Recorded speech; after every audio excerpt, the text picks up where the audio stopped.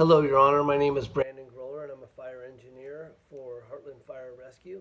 I've been employed here since 1996, and I'm also the fire investigator. I've been doing that since 2016. We had an incident on July 15th of 2020 at 1:17 p.m. A structure fire broke out at residence of 614 Mays Street. With that, units arrived and found a structure with what appeared to be a living room fire, moderate to heavy smoke with no visibility in the living room, and mild to moderate smoke throughout the house with limited visibility. The fire appeared to be around the TV in the living room area. The fire crews put out the fire in a very quick time with minimal hose lines.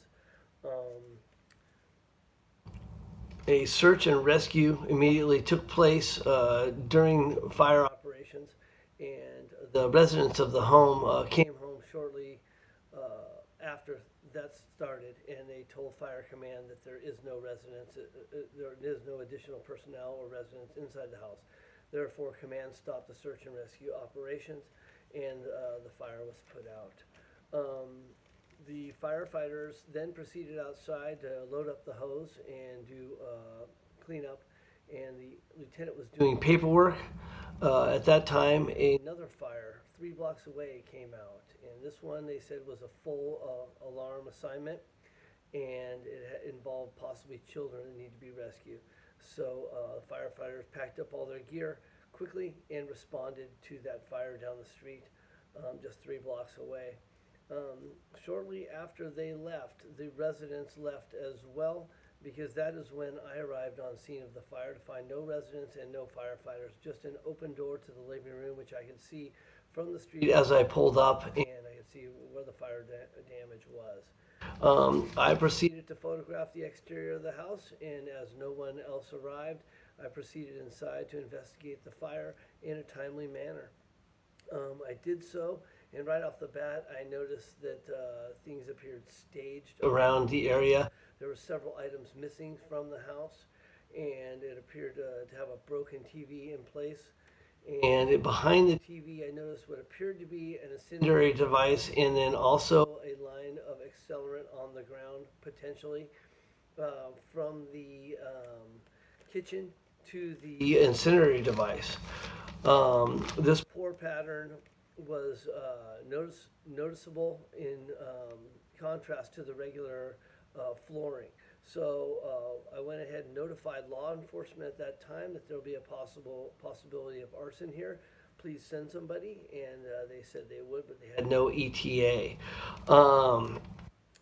At that point, I took samples and I bottled them up correctly per our SOPs, and for later analysis to be used in court. At that time, the family members and the attorney of the family members showed up and immediately notified me that this is a violation of their Fourth Amendment rights, which struck me as unusual that this was the first thing that they would say upon the investigation. It is my recommendation that the court allows the evidence to stand, because under the circumstances, the evidence had to be collected in a timely manner so it wasn't contaminated or tampered with.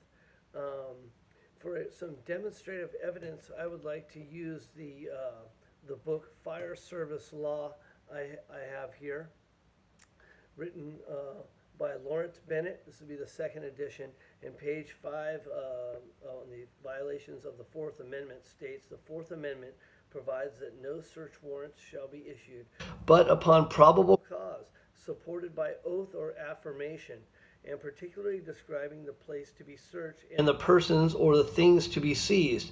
And we've met all these qualifications. We do have probable cause, we have oath or affirmation. The place to be searched is a minimal area, and the things to be seized are very, very particular. We're not just going through this house seizing things at will. This is specific to this event.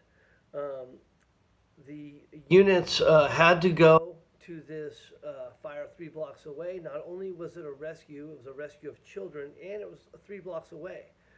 So they're very in close proximity. They could not be there for it. Law enforcement was notified, however, they had no ETA. It was a time factor in collecting the evidence because of contamination. And finally, there was another fire down the street that needed investigating, and that would have to be done after this one in a timely manner. Please consider these things when determining if this evidence is admissible, Your Honor, and thank you very much for your time.